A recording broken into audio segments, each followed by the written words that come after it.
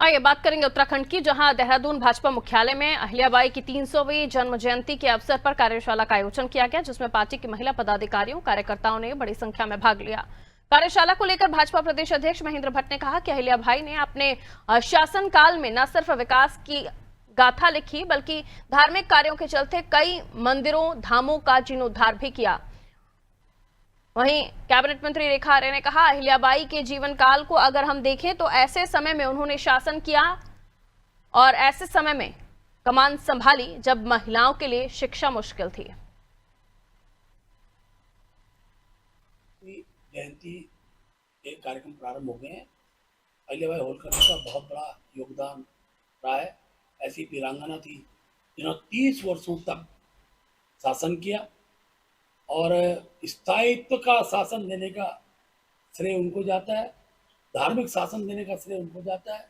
और वो केवल एक राज्य की शासक नहीं थी, पूरे भारत में घूमकर उन्होंने अनेकों ऐसे कार्य किए जिन कार्यों का आज जनता में विश्वास है। मैं अगर कहूँ उत्तरी क्षेत्र की मैं चर्चा करूँ तो मैं कह सकता हूँ कि जो हमारा उत्तराखंड में गोचर है, गोचर को गोचर का स्थान, उस स्थान को गोचर नाम देने में अहिल्या जी का बहुत बड़ा योगदान है।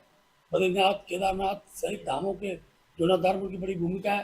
काशी विश्वनाथ के मंदिर को उन्होंने वहाँ पर जो लिंग स्थापित किया उसकी बड़ी भूमिका है। भारतीय जनता पार्टी की ओर से हमारी बहुत ही यशस्वी महारानी भी रही, लोक सेविका रही, लोक नेता रही। ऐसी हमारी अहिल्याबाई होलकर जी, जिनका जन्म दिवस 31 मई को हम सब लोग मनाते हैं। अब की बार उनका 300वां ये जन्म दिवस है। वो अपने आप में उनका जन्म जब 1795 में जब उनका जन्म हुआ था, उनके जन्म से लेकर हम लोग उनके पूरे शासनकाल को देखते हैं तो उस शासनकाल में हमने ये देखा है कि जिस जमाने में बालिकाएं शिक्षा ग्रहण करना भी जिनके लिए मुश्किलात होती थी, उस जमाने में उन्होंने कैसे शासन को संभाला, कैसे धार्मिक कार्यों को किया, कैसे सामाजिक सुधारों के कार्यों को किया, कैसे अपनी नेतृत्व क्षमता से पूरे देश को और अपने क्षेत्र की रक्षा करने का काम किया है।